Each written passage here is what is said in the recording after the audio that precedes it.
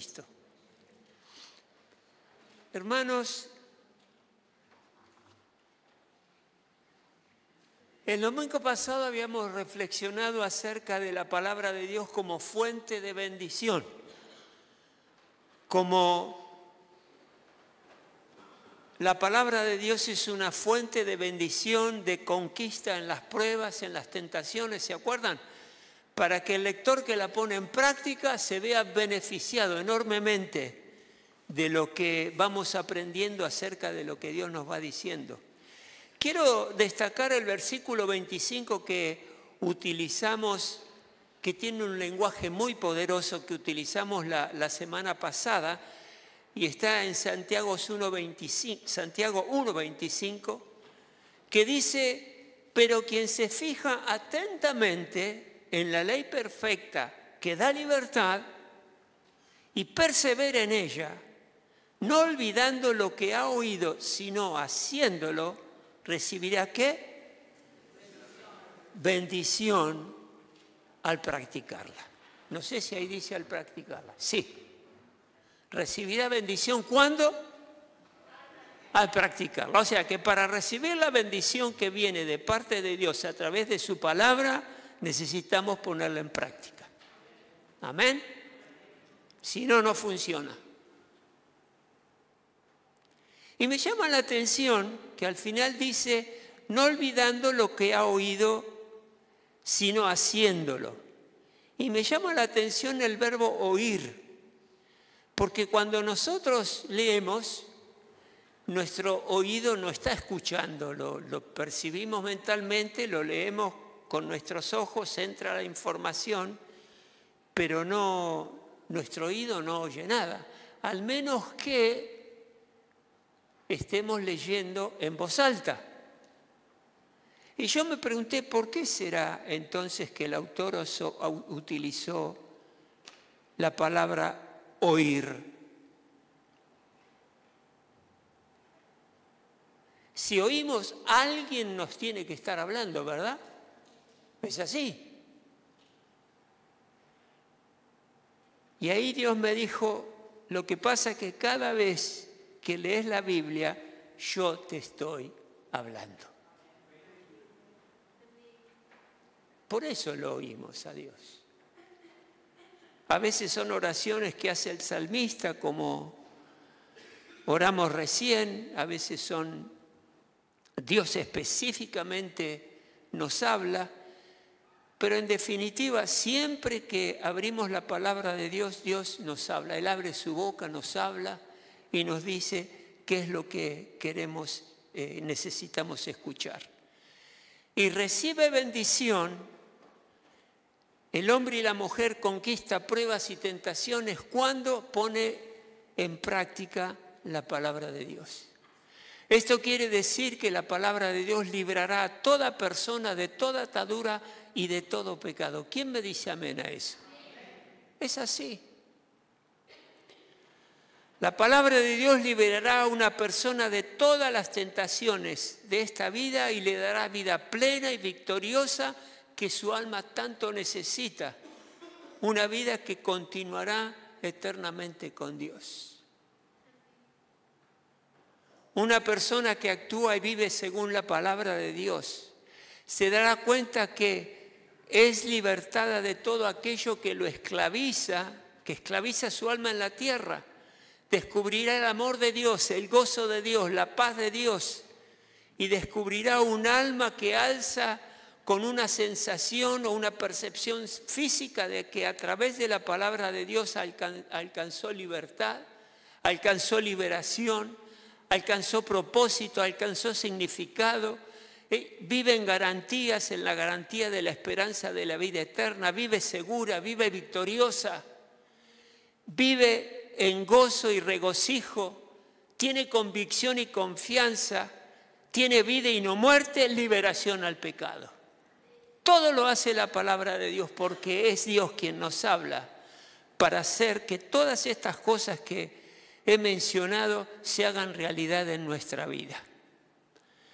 Por eso es importante, hermanos, es muy importante para la vida de ese hombre y mujer que ama a Dios, que esté pendiente de su vida espiritual, esté pendiente de la instrucción del Señor.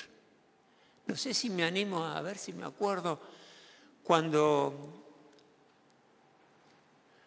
nos ordenaron pastores de esta iglesia, le pedimos una palabra al Señor y Él nos dio el Salmo 32:8, que nos dijo, y les digo a ustedes para que lo tengan presente, nos dijo: yo te instruiré, yo te mostraré el camino que debes seguir, yo te daré consejo y velaré por ti. Completo está ese versículo. Porque Dios nos instruye, nos muestra el camino que debemos seguir, nos da consejo, como ahora vamos a ver, la palabra de Dios nos trae consejo. Y velaré por ti. Dios va a estar siempre pendiente de nuestras necesidades y lo que nos quiera decir y de las situaciones difíciles que podamos transitar en la vida. Estamos estudiando la carta que escribió Santiago. Santiago era un pastor de la iglesia de Jerusalén, una iglesia muy importante del año por ahí 40, 45, 50. Jesucristo ya había muerto, ya había resucitado, y Santiago es uno de los hijos de Jesús y era el hijo mayor de los hijos de Jesús.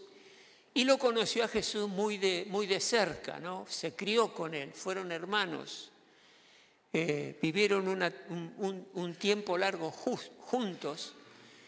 Y Santiago escribe una carta como pastor de la iglesia y se la escribe precisamente a la iglesia de Jesucristo. Y nosotros la tomamos para ser instruidos de parte de Dios. Y Santiago 2:1 dice... recuerden esto, que esta carta muchos la llaman el evangelio de la vida práctica del creyente, porque trae mucha información para la vida práctica que Dios espera que nosotros vivamos y llevemos adelante. Entonces, por eso hay mucha instrucción para el creyente y para la vida cristiana, de vivir como Dios quiere, nos ayuda a vivir como Dios quiere. Y ahí somos bendecidos. Y Santiago 2:1 dice: hermanos míos, la fe que tienen en nuestro glorioso Señor Jesucristo no debe dar lugar ¿a qué? Al favoritismo. Fíjense, instrucción práctica. Hermanos míos, la fe que tienen en nuestro Señor Jesucristo no debe dar lugar a favoritismo. Supongamos que en el lugar donde se reúnen, como esta iglesia, por ejemplo, esta congregación, supongamos que en el lugar donde se reúnen entra un hombre con anillo de oro y ropa elegante y entra también un pobre desarropado. Dos personajes que entran a la iglesia. Si atienden bien al que lleva ropa elegante y le dicen: siéntese usted aquí, en este lugar cómodo, pero al pobre le dicen: quédate ahí de pie o siéntate en el suelo a mis pies. ¿Acaso no hacen discriminación entre ustedes, juzgando con malas intenciones? Esto, como pastor de una iglesia, él lo tiene que haber notado. Saben que yo me crié, mis padres me llevaban a una iglesia que se llamaba el Ejército de Salvación. Y había un pastor de una iglesia, de una denominación determinada, que notaba que la iglesia donde él iba, en Londres, esto fue en Londres en el año 1860, él notaba que los que venían desarropados no eran atendidos. Él notó que los que venían en malas condiciones físicas no eran atendidos. Es más, los sentaban en el fondo del salón. Los que venían borrachos, lo mismo. Él notó esto. Y él dijo: no puede ser que haya una iglesia que discrimine a estas personas de esta manera. Entonces él empezó a trabajar en los barrios pobres, donde se juntaban los borrachos, las prostitutas, los pobres. Empezó a trabajar ahí y levantó una iglesia. Su nombre fue William Booth. Y en 1860 fundó una iglesia que muchos no conocen, pero se llama Ejército de Salvación. Acá tengo un amigo que venimos de esa iglesia. Y él notó el favoritismo que había entre las personas porque lo que aparentemente mostraban, pobreza, falta de higiene y todo eso. Y él hizo que levantara esa iglesia que es muy, muy fuerte. Acá en La Plata no es tan conocida, pero este hombre se ocupó junto con su esposa y marcaron mucho mi vida. Ellos dos, he leído libros acerca de ellos. Y es una tentación muy fuerte la parcialidad y el favoritismo entre nosotros. Por supuesto que Cristo tiene que trabajar en esto. ¿Qué quiere decir parcialidad? Quiere decir que se favorece a una persona más que a otra. Quiere decir que prestarle más atención o especial atención a una persona por su riqueza, por su condición social, por su autoridad, por su popularidad, por su apariencia, por la influencia que pueda llegar a tener, y uno se acerca a esa persona que con influencia puede hacer algo por uno. Y notemos que la amonestación está dirigida a los hermanos y hermanas que tienen la fe puesta en Cristo Jesús y en el Señor de la gloria. Y nosotros queremos que en nuestra iglesia todos sean bienvenidos y todos sean atendidos dignamente. Todas las personas que habitan la tierra, los creyentes en particular, no debemos mostrar parcialidad, porque todos somos hermanos y hermanas en la fe. Cristo murió por cada uno de nosotros. Estamos a la misma altura ante nuestro Señor Jesucristo. Él no discrimina, nosotros tampoco. La condición social nada importa, excepto que todos venimos ante el Señor Jesucristo y lo adoramos y lo honramos.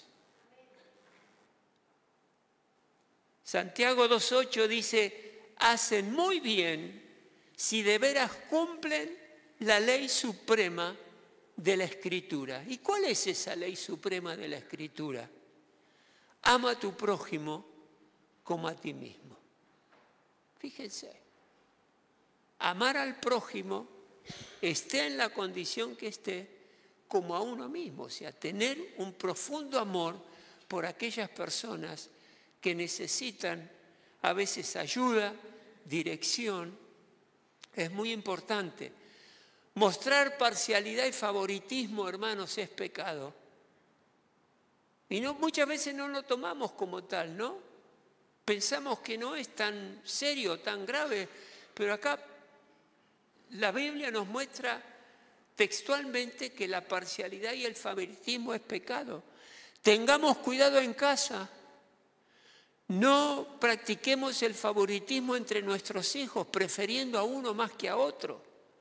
Favorecer a los varones sobre las nenas o viceversa. Tengamos cuidado con eso, porque eso trae mucho sufrimiento. O favorecer a los hijos sobre la esposa o sobre el esposo. Tengamos cuidado con eso, porque esto es pecado delante de los ojos del Señor. La amonestación es clara. Está prohibido por las Escrituras mostrar parcialidad y favoritismo en la iglesia, en el hogar y donde tenemos relación con personas en nuestro trabajo o en nuestros estudios. ¿Amén? Tenemos que practicarlo esto. Por ahí ustedes saben que si cumplo todas las leyes que la Biblia me plantea, pero en uno no la cumplo, no me sirve de nada.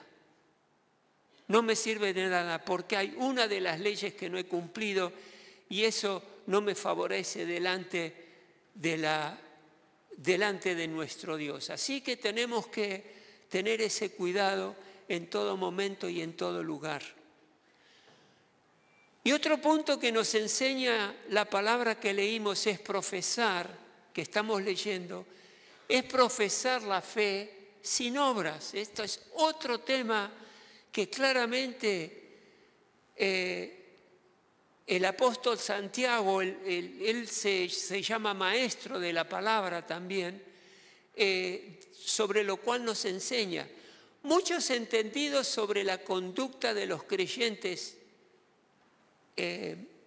Hay muchos que entienden que la conducta de los creyentes en las diferentes iglesias hoy día coinciden en que el problema serio que personas que profesan a Cristo aún no viven para Cristo. Dicen ser creyentes, dicen conocer a Cristo, pero no viven para Cristo. Tengamos en cuenta esto. No llevan una vida pura y justa, tampoco dan todo lo que podrían dar para la obra del Señor, no ayudan a los perdidos y necesitados, y acá la palabra de Dios está advirtiéndonos y revisar cómo es nuestra conducta, cómo es nuestra fe, cómo la estamos llevando adelante. Hay dos preguntas que les quiero hacer. ¿Puede un hombre tener fe, un hombre o una mujer tener fe y no hacer buenas obras? ¿Puede?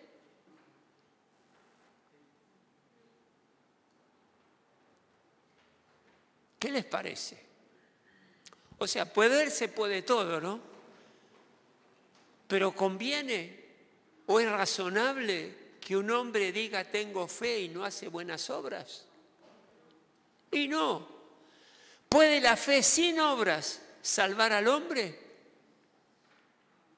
Tampoco puede. Y ahora lo vamos a ver de acuerdo a lo que la palabra del Señor nos dice. Toda persona inteligente y honesta le da la respuesta a estas dos preguntas con un rotundo no. No se puede tener fe y no hacer buenas obras o pensar que por las buenas obras voy a ser salvo. No funciona así. Una persona que realmente cree en algo, ¿qué hace? Actúa. El hecho de creer en algo hace que avance con esa creencia que tiene y lamentablemente son muchas las personas creyentes que profesan su fe en Jesucristo y viven para el mundo y viven para sí. Los han bautizado, se han sumado a la iglesia, asisten a los cultos, adoran al Señor, pero hacen lo que quieren cuando quieren. Eso es un problema para la vida del creyente. La única diferencia aquí entre el incrédulo y el creyente es que uno se levanta el domingo a la mañana para ir a la iglesia. En el resto son iguales con el incrédulo. Él no vive para Cristo, él no vive de un modo justo y piadoso en este mundo actual. Su fe es un discurso que no afecta su conducta ni su vida. Su fe es una profesión vacía. Notemos que Santiago llama a esta clase de fe una fe muerta, una fe sin provecho. Y tenemos que revisar eso, cada uno de nosotros. No basta asegurar que tenemos fe y no vivir para Cristo. Debemos creer en Cristo, realmente creer que Él es el Salvador de nuestras vidas y merece que hagamos todo lo posible para que Cristo sea conocido y las obras que hacemos le agrade a nuestro Cristo. Hebreos 12:1 dice, por tanto nosotros también, teniendo en derredor nuestro tan grande nube de testigos. Y esa nube de testigos, si uno lee el versículo anterior, el capítulo anterior, Hebreos, son todos aquellos héroes de la fe del Antiguo Testamento que han dado testimonio del poder de Dios y la obra de Dios a través de ellos, hombres firmes en la fe, esos son la nube de testigos, dice, despojémonos de todo peso y del pecado que nos asedia y corramos con paciencia la carrera que tenemos por delante. La vida de la fe, la vida del creyente es un proceso, es una carrera que la vamos viviendo a medida que los días pasan, pero siempre teniendo nuestros ojos puestos en Jesús, el autor y consumador de nuestra fe. Él es nuestro ejemplo. En Él debemos buscar todas nuestras respuestas a las necesidades que podamos tener. Saben que hay espíritus malignos, ¿verdad? Hay demonios, existen. ¿Sí, no? Alguien dígame que sí. Ahí está.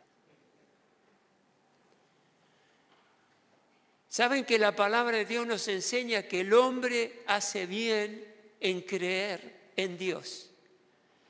Pero no basta con creer en Dios. Hay una creencia que es muerta y otra creencia que es viva, activa. Es una creencia que me conduce a la salvación, me conduce al conocimiento de Dios, me conduce a un cambio de vida. Consideremos a los demonios y los espíritus malignos. Ellos creen en Dios. ¿Piensan que es así? Ellos creen. Ellos saben que Dios existe. Ellos creen en la deidad de Jesucristo, o sea, creen que Cristo es Dios. En una oportunidad le gritaron a Jesús, que se presentó Jesús delante de ellos, y le preguntaron retóricamente, ¿qué tienes con nosotros, Jesús, Hijo de Dios? Ahí lo estaban reconociendo como Dios. O sea que creen en ellos, pero no son salvos. Su creencia no afecta la conducta de sus vidas porque no aceptan a Cristo Jesús como su Salvador. Creo, pero no hago nada. ¿Cuántas veces hemos preguntado, ¿no? Cuando salimos a evangelizar o a algún compañero, a alguien le preguntamos, ¿crees en Dios? Sí, te dicen que sí, yo creo en Dios. ¿Y le crees a Dios? Ahí la cuestión es distinta. Porque muchos creen en Dios a su manera, lo acomodan a Dios, a su condición de vida, a los que le viene bien, lo adoptan de Dios y a los que no lo rechazan, pero no tienen esa fe que realmente transforma la vida de la persona. Y cuando alguien dice que cree en Dios sin mostrar ninguna evidencia de fe, tiene la fe de los demonios, que no los conduce a nada. Y terminan en una vida sin Dios y condenados para siempre. Santiago 2:19 dice, ¿tú crees que hay un solo Dios? ¿Tú crees que hay un solo Dios? Magnífico. También los demonios lo creen y tiemblan. Pero como les dije, no hacen nada porque eso cambie sus vidas. Hermano, la fe verdadera es una fe viva. Es una fe que obra, es una fe que alienta a la persona a vivir para Cristo, a llevar una vida pura, justa, a dar cuanto sea posible y todo lo que tiene para ayudar al mundo perdido y desesperado que necesita de nuestro Señor Jesucristo. Amén. Tenemos ejemplos en la Biblia de personas que tienen una fe viva y activa. Hay muchos ejemplos. Yo elegí el de Abraham, que demostró su fe con obras. Abraham creía en Dios y demostró que su fe era verdadera y viva cuando Dios le pidió la vida de su hijo. Y Dios no se la negó. Dios no se la negó. Él fue al frente con lo que Dios le había dicho. Abraham antes había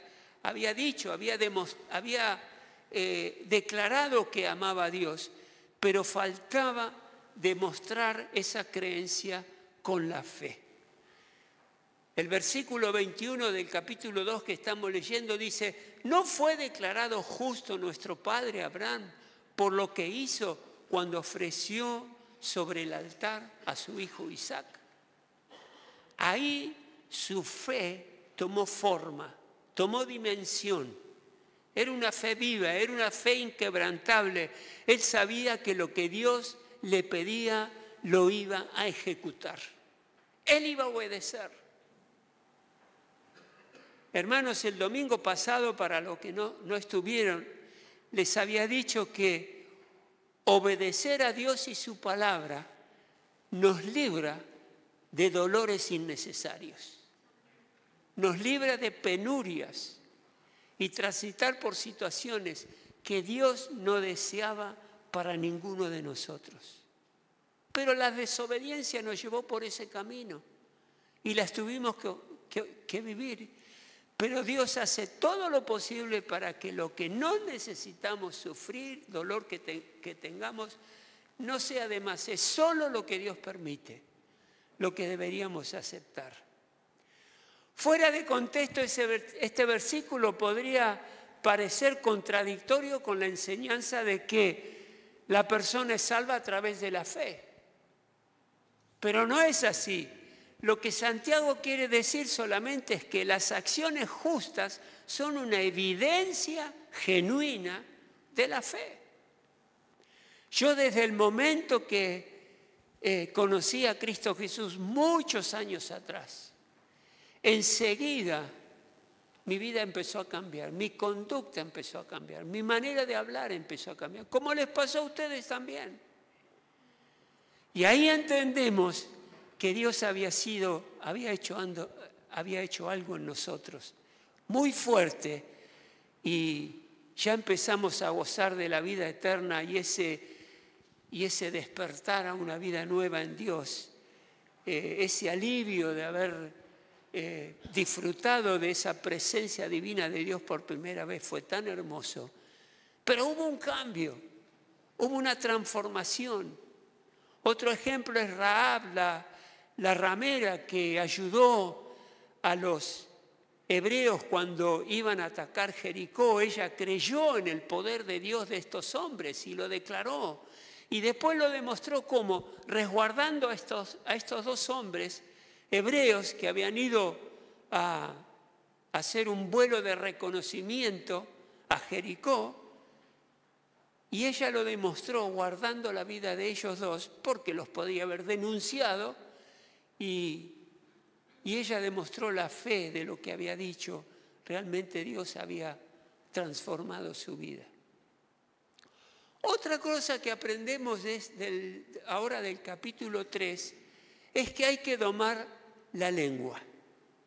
Yo les iba a proponer algo. Yo les iba a decir, mirá fijamente a tu lengua y decile que la tenés que domar. No lo intenten. Yo me reía a mí mismo porque hoy pensaba en esto y traté de ver si saco mi lengua, la puedo ver. Para decirle, lengua te tengo que domar. Después en su casa lo pueden practicar. Es divertido, es divertido. Está de moda, ¿vieron esa foto de la lengua afuera? No sé si ahora se hace tanto, pero en un momento estaba así que bueno, me divertí solo un ratito. Jugué al solitario. Hay que domar la lengua. Santiago 3:1 dice, hermanos míos, no pretendan muchos de ustedes ser maestros, pues, como saben, seremos juzgados con más severidad. Esta palabra, Santiago siendo maestro también, la está dando para aquellos que somos maestros de la palabra de Dios. Pero después dice, habla a todo ser humano. Yo me pregunté por qué hay más condenación en el maestro, y el problema está de que cuando nosotros enseñamos y no practicamos lo que enseñamos, Eso tiene condenación. Eso no le agrada a Dios. Esto lo tenemos que tener también en cuenta como padres cuando educamos a nuestros hijos. No le digamos a ellos hacer cosas que nosotros no estamos dispuestos a hacer, ¿no? El caso típico es muchos padres que le dicen a los hijos, no digas malas palabras. ¿Le han dicho eso a sus hijos? No digas malas palabras. ¿Sí o no? Se lo han dicho, seguro. Pero los chicos lo están diciendo porque papá y mamá dicen malas palabras en la casa. No estoy hablando de creyentes. Estoy hablando, ¿no?, de personas que tienen un vocabulario diferente al que debe tener el creyente. Entonces, acá está advirtiendo a los maestros que enseñen aquellas cosas que están dispuestos a hacer, aquellas cosas que han vivido, experiencias de la vida. Si no sería muy superficial lo que se habla. Hermanos míos, no pretendan muchos de ustedes ser maestros, pues como saben seremos juzgados con más severidad. Oramos para que Dios levante maestros genuinos para ser discípulos de bien. Eso sí. Versículo 2. Todos fallamos mucho. Si alguien nunca falla en lo que dice, es una persona perfecta, capaz también de controlar todo su cuerpo. Cuando ponemos freno en la boca de los caballos para que nos obedezcan, podemos controlar todo el animal. Cuando ponemos frenos, fíjense también en los barcos, a pesar de ser tan grandes y ser impulsados por fuertes vientos, se gobiernan por un pequeño timón a la voluntad del piloto. O sea, con un pequeño elemento se controla todo el cuerpo, de un caballo que es el freno o un barco que es el timón. Todo se controla. Y fíjense la alegoría que quiere hacer acá Santiago. Así también la lengua de un miembro muy pequeño del cuerpo, pero hace alarde de grandes hazañas. Imagínense qué gran bosque se incendia con tan pequeña chispa. Tenemos que domar la lengua. También la lengua es un fuego, un mundo de maldad. Siendo uno de nuestros órganos, contamina todo el cuerpo y encendida por el infierno, prende a su vez fuego a todo el curso de la vida. Y yo estaba pensar que una persona que no domina su lengua, que le da libertad a su lengua, dice lo que le parece cuando quiere y cuando se le da la gana, está prendiendo fuego todo el curso de su vida. Se va a meter de problema en problema. Tal vez es una persona mentirosa, tal vez es una persona que habla con falsedad, tal vez es una persona que insulta. Y toda su vida queda marcada con situaciones tremendamente difíciles. El versículo 7, el ser humano sabe domar y en efecto ha domado toda clase de fieras, de aves, de reptiles y de bestias marinas. Pero nadie puede domar la lengua. ¿Será así? Nadie puede domar la lengua. Es un mal irrefrenable, lleno de veneno mortal. Qué duro que son estas palabras, ¿no? Fuertes. Con la lengua bendecimos a nuestro Señor y Padre y con ella maldecimos a las personas creadas a imagen de Dios. De una misma boca salen bendiciones y maldiciones. Hermanos míos, esto no debe ser así. ¿Puede acaso brotar de una misma fuente agua dulce y agua salada? Hermanos míos, ¿acaso puede dar aceitunas una higuera o higos una vid? Pues tampoco una fuente de agua salada puede dar agua dulce. ¿Estará exagerando Santiago cuando escribe esto? ¿Estará exagerando? ¿Qué les parece? Es duro lo que dice, ¿eh? Muy fuerte.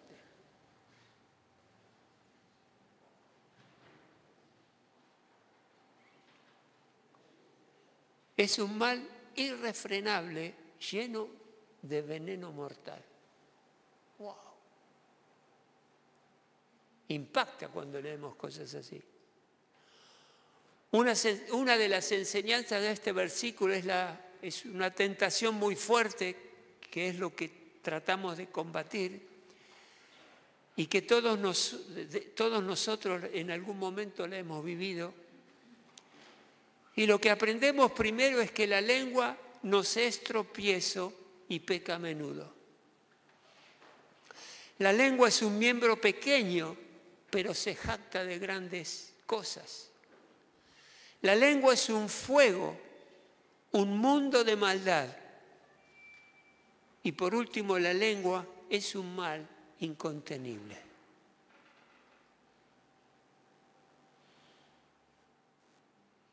¿Cómo arreglo esto ahora? ¿Cómo lo arreglamos? Hagámonos una pregunta que por ahí nos puede ayudar. ¿Está nuestra lengua siempre mostrando que somos pacientes y resignados? ¿Está mostrando nuestra lengua que siempre somos amables? ¿Que nos regocijamos en la verdad? ¿Que soportamos todo? ¿Creemos en Dios en todas las cosas que Dios nos presenta? ¿Tenemos esperanza en Dios en todas las cosas? ¿No somos engreídos? No somos celosos ni groseros, no nos dejamos provocar, no tenemos pensamientos malignos, resistimos todas las cosas por Dios. ¿Es así? ¿Siempre? No, no es así. Solo podemos decir una cosa: cuánto carecemos de la gloria de Dios en las cosas que hacemos. En términos nada cierto, la lengua nos muestra que siempre estamos tropezando y fallando. Ahora, fíjense qué interesante. La lengua es la manera de devolverse una persona madura y en pleno desarrollo. La madurez de una persona puede medirse por el control de su lengua. Yo puedo decir cuando alguien es maduro por la manera en que me habla, maduro en su vida espiritual. Estamos hablando de un creyente. Cuando nosotros escuchamos a esa persona hablar, nos damos cuenta de la madurez que tiene. La lengua es la vía por la que podemos aprender a controlar todo el cuerpo de todos los apetitos y pasiones que podemos tener por nuestra naturaleza pecaminosa. Si una persona aprende a controlar su lengua, puede aprender a controlar cualquier pasión o apetito de su cuerpo. ¿Por qué? Porque hablamos de lo que tenemos en nuestro corazón. La lengua es un miembro pequeño que se jacta de grandes cosas. Y acá Santiago da dos ilustraciones. Uno es la rienda que se coloca en la boca del caballo para manejar todo su cuerpo. O el pequeño timón que guía la nave por los vientos fuertes para llevarlo desde ese pequeño timón por donde se quiere. Por eso él toma esto como ejemplo, que nuestra lengua puede manejar todo nuestro cuerpo. O meternos en problemas o sacarnos del problema. Sucede lo mismo con la lengua. Es un pequeño miembro del cuerpo, pero su poder es muy grande. ¿Estamos de acuerdo con esto? Es así. La lengua es un fuego que puede incendiar todo un bosque de vidas y de relaciones. Pensemos por un momento en el daño que provoca el fuego de las palabras, el fuego de los rumores, el fuego de los comentarios, palabras cortantes, palabras hirientes. Y ahí es donde vemos a través de este tipo de palabras matrimonios destruidos, niños que están perturbados, amistades dañadas. Podemos ver una reputación arruinada de una persona que se ha conducido bien. De ahí salen las guerras y peleas, promociones que son denegadas por lo que se dice. Ningún hombre o mujer puede domar completamente su lengua, pero Dios sí puede controlar nuestra lengua. Él lo puede hacer. Lehmann Strauss expresó una vez, escribió acerca de este tema, y dice, ningún hombre puede domar la lengua, pero hay uno que sí puede. El Señor para nada es incapaz de controlar una lengua mentirosa, blasfema, calumniadora, murmuradora, tal como puede librar a un alcohólico del alcohol, a un jugador de la mesa de juego o a un drogadicto de la droga. Dios lo puede hacer. Dios puede transformar y permitirnos domar nuestra lengua de una manera que podamos ser de bendición en todo lo que digamos. También escribió esto Matthew Henry, que muchos lo tienen como un hombre que reflexiona acerca de la palabra de Dios se ha escrito. Y él expresa, ningún hombre puede domar la lengua sin asistencia y gracia sobrenatural. El apóstol, o sea, Santiago, no pretende presentarlo como algo imposible, sino como algo extremadamente difícil. Nos cuesta hablar bien. Nos cuesta expresarnos de tal manera que no lastimemos a veces. Lo que por ende requerirá es de parte nuestra una gran atención, dedicación, oración y búsqueda de Dios. Búsqueda de Dios.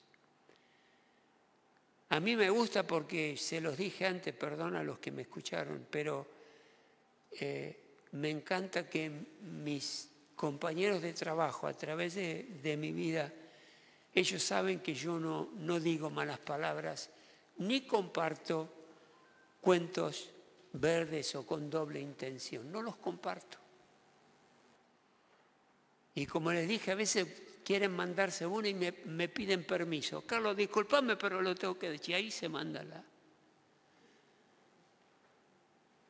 Qué importante que es esto, hermanos. La lengua puede bendecir a Dios y maldecir a los hombres. Y de esto tenemos que aprender, tenemos que tener una lengua domada de tal manera que podamos bendecir siempre y aconsejar sabiamente y ser de ejemplo para nuestros hijos, para nuestros hermanos. El Salmo 34:12 aporta algo a esto y dice, el que quiera amar la vida y gozar de días felices, que refrene su lengua de hablar el mal y sus labios de proferir engaños. Que se aparte del mal y haga el bien, que busque la paz y la siga. En concreto, solo Cristo puede controlar en nuestras vidas aquellos que nosotros no podemos controlar. Y una de esas cosas es nuestra lengua. Y por la manera de hablar ya la gente sabe y entiende que algo en nosotros no es igual, que algo es diferente. Y le pedimos y le rogamos a Dios que controle nuestra lengua de tal manera que le podamos agradar a nuestro Dios.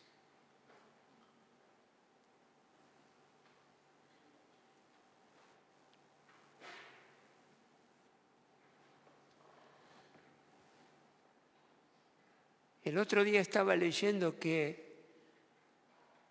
y me lleva a esta conclusión, que he aprendido que corremos el mayor riesgo de caer cuando actuamos como si no fuéramos vulnerables al pecado. Somos vulnerables a hablar mal, hermanos. Nos puede pasar. Somos vulnerables a tener algún episodio de pecado, y cuando pensamos que no hay riesgo en esa área es cuando Satanás nos tiene en el lugar propicio para tratar de hacernos caer.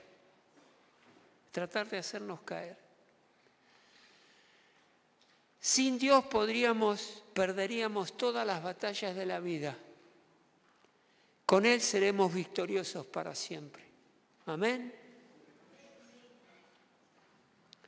Nuestro Dios se merece todo nuestro esfuerzo. El arma más grande y poderosa que David utilizó para derribar al gigante fue su fe. No fue su estrategia, no fueron las piedritas, no fueron el aliento de los soldados que estaban alrededor de él hinchando por David. Fue su fe en Dios. Y si nosotros ponemos nuestra fe en Dios y reconocemos la bendición que trae hablar de acuerdo a lo que Dios nos va mostrando, vamos a ser grandemente bendecidos.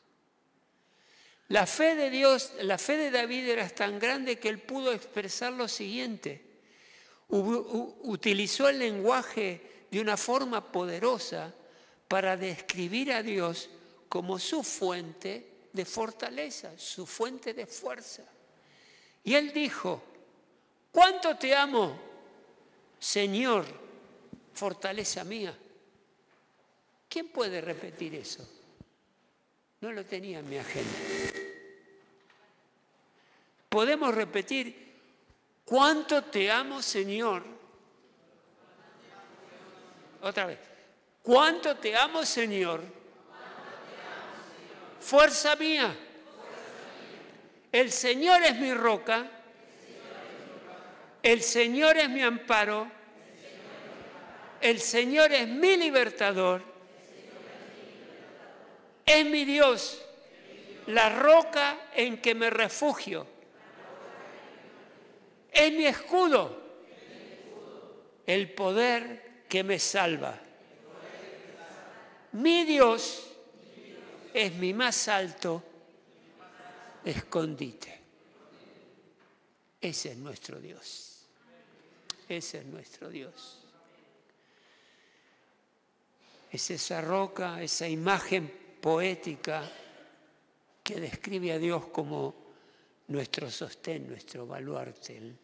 Él es donde realmente podemos afirmarnos y no nos va a abandonar. Te voy a invitar que te pongas de pie.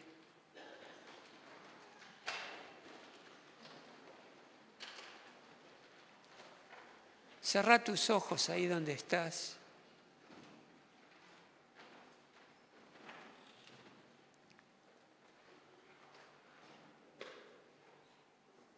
Toda la palabra de Dios es buena para redarguir, para corregir, para enseñar.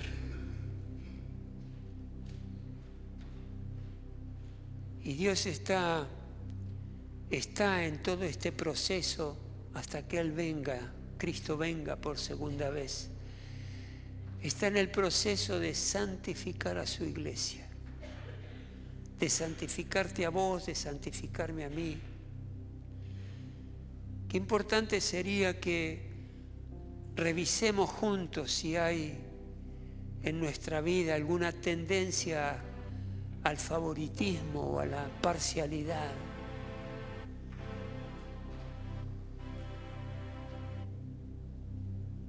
En cómo nos conducimos en la vida. Qué importante es revisar esto en nuestro hogar, con nuestros hijos, nuestra esposa, nuestro esposo, Está tan desvalorizada la familia que a veces pensamos que da lo mismo una cosa u otra. Estábamos hablando el otro día con una hermana que es maestra de niños. Está activa en su profesión y nos decía, cada vez están apareciendo más niños con autismo y con retraso madurativo. ¿Por qué será? ¿Por qué será? ¿Podrá ser que la familia no está ocupando el lugar que Dios le ha asignado para la salud mental y emocional de sus hijos? A veces es cierto que hay temas clínicos que no. Pero qué importante, hermanos, es, inclusive si hay alguna persona en tu hogar que tiene alguna dificultad o tiene alguna situación de esta índole, darle el lugar que se merece como un ser humano, como persona, como alguien que Dios ha creado. Parcialidad y favoritismo. Apártanos, Señor, de hacer esas elecciones equivocadas, porque sabemos que eso es pecado. Maldice a la familia y maldice a la iglesia. Y Padre, ayúdanos a revisar nuestra fe. No queremos tener una fe que se proclama, que se dice, pero que no tiene obras que la avalan. No tienen demostración de esa fe en Cristo Jesús que transformó el corazón y la vida de cada uno de nosotros. Ayúdanos a revisar esto, Padre Celestial. Ayúdanos a entender el cuerpo de Cristo, la iglesia, la importancia vital que hay de congregarse. Es una demostración de fe, porque es el lugar donde vamos a recibir de Dios su enseñanza, su consejo, su guía. Es el lugar donde salimos alimentados. Qué importante es procurar el dar ejemplo de vida en el lugar donde nos movemos. Muchas veces hay cristianos incógnitas en los lugares donde trabajan, donde estudian, donde viven. Nadie sabe quiénes son. Tal vez hablan distinto, pero nada más. Y qué importante es ayudar a los perdidos y necesitados del mundo que nos rodea. Cada hombre y mujer que no conoce a Cristo, dice la palabra de Dios, que son infelices porque andan a tientas, buscando una salida, enceguecidos, que no conocen el camino que les puede traer libertad. Y una vez que escuché esta frase, la acuñé, la tomé. Y la frase que escuché dice lo siguiente: no dejes que alguien muera si está en tus manos sin pedirlo. Si está en tu boca decirle a esa persona que Jesucristo la ama y que quiere darse a conocer a esa persona y traerle salvación y vida eterna. Esa es demostración de fe. Esa es demostración genuina de fe. Pedile a Dios que aumente tu fe. Le pedimos ahora, Señor, aumenta nuestra fe. Aumenta la fe de esta iglesia. Sabemos que delante de tu trono de gracia, Dios, Una fe sin obra es una fe muerta, es una fe pasiva. Es una fe que no me conduce a ningún lado. Por eso, Padre, quiero apuntalar, quiero nutrir, quiero darle dimensión a mi fe a través del servicio, a través de ayudar a otros, a través de hablar con respeto, con altura, con inteligencia, con verdad.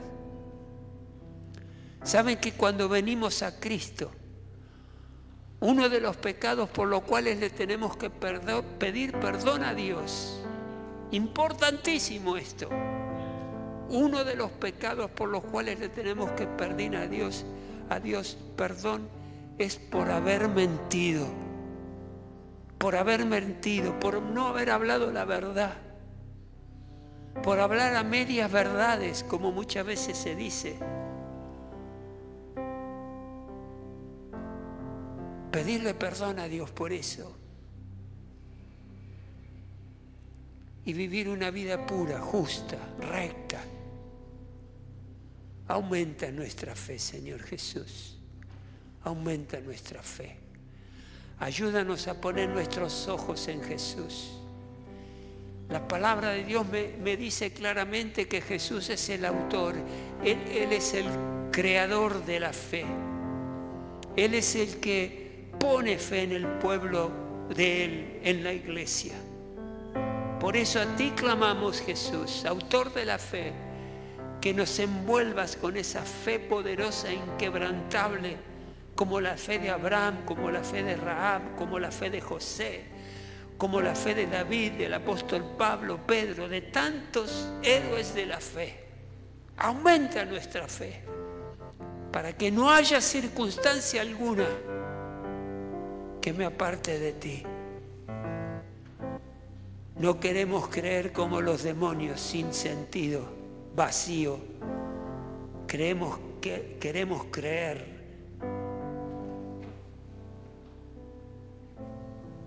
Y tener una fe que moviliza todo nuestro ser. Todo nuestro ser.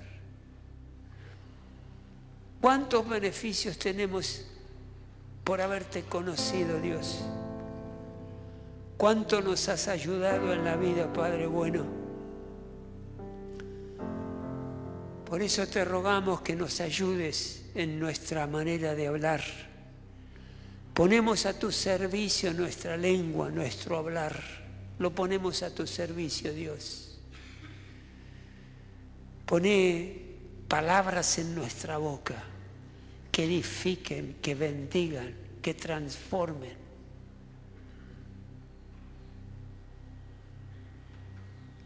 Que lleven a los pies de Cristo a aquellos que no te conocen. Que pueda llevar aliento al desvalido, al triste, al afligido. Hacé tu oración ahí. Hacé tu oración. Seguramente Dios te está mostrando ahora en qué condición está tu actitud frente al favoritismo, tu actitud frente a la fe y las obras, tu manera de hablar. ¿Cómo están? Habla con Dios. Habla con Dios y decirle: Padre, yo quiero transformar mi manera de hablar, mi manera de referirme a las personas. No sé, tal vez te dicen algo y enseguida no te gustó y te enojas por lo que escuchaste. Y respondes enojada o enojado.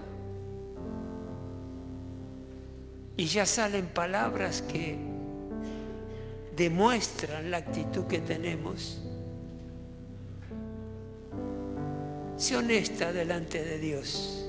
Sé honesto delante de Dios. Delante de la persona divina de Dios.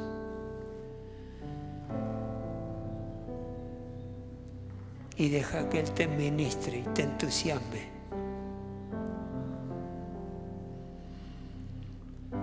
Dios Todopoderoso, aquí estamos, aquí hemos venido. Revisa nuestro corazón. Revísalo, Dios. Abrí tu corazón delante de Dios y decirle: Padre, aquí estoy.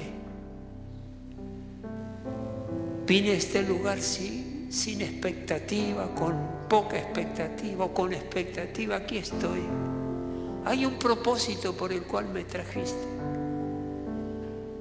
Abro mi corazón para que me hables, para que pueda incorporar lo que me has dicho.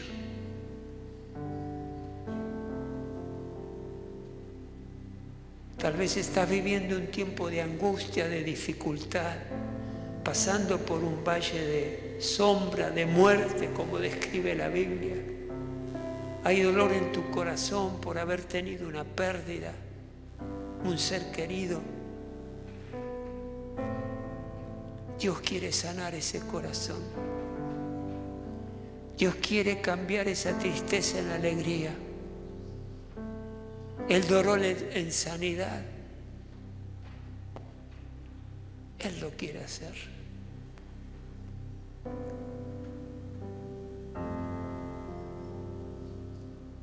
Sí, Jesús.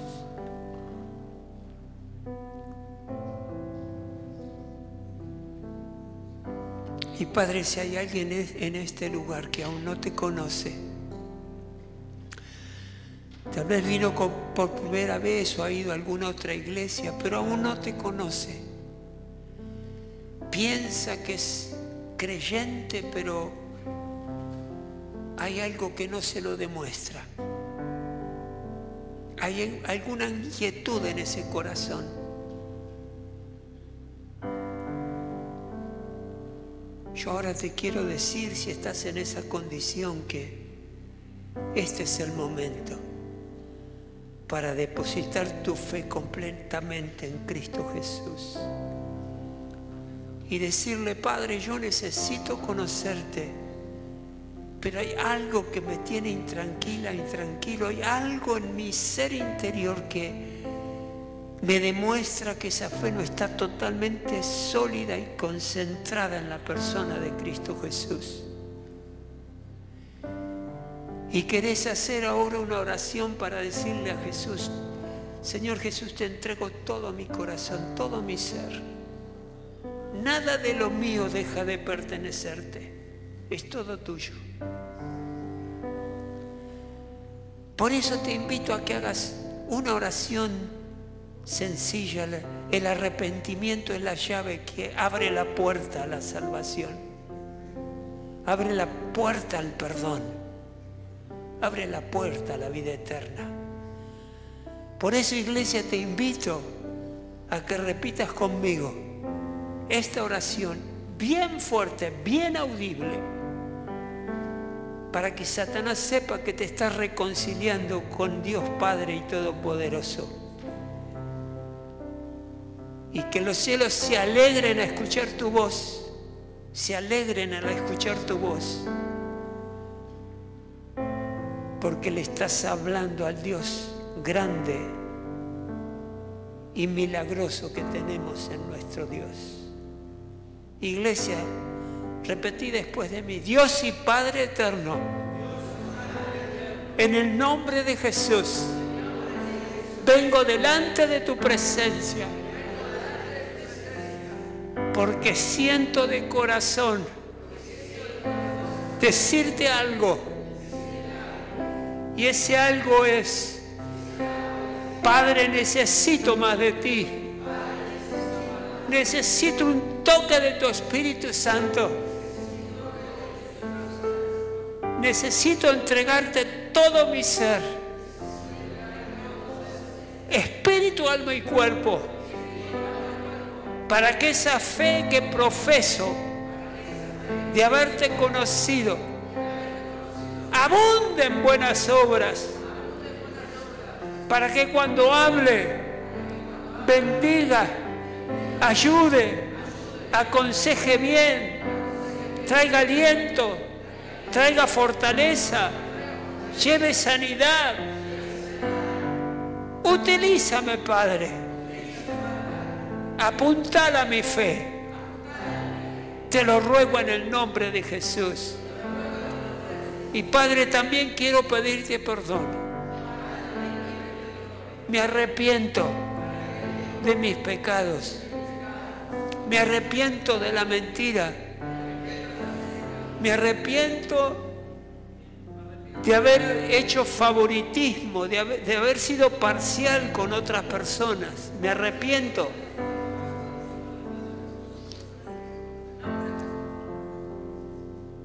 Me arrepiento de haber hablado mal y lastimado con mis palabras. Te pido perdón por eso, Dios. Y Padre, te pido perdón por todos mis pecados, conocidos y desconocidos. Perdóname, Dios. Hoy centro mi fe en Cristo Jesús. Hoy centro mi mirada en Cristo Jesús. Hoy decido seguir a Cristo, tomado de su mano, cerca de Él, y decido honrar tu palabra, porque sé que me trae libertad, sanidad y vida eterna. En el nombre de Jesús, poderoso y grande. Amén y amén. Amén. Gloria a Dios. Sí, Señor.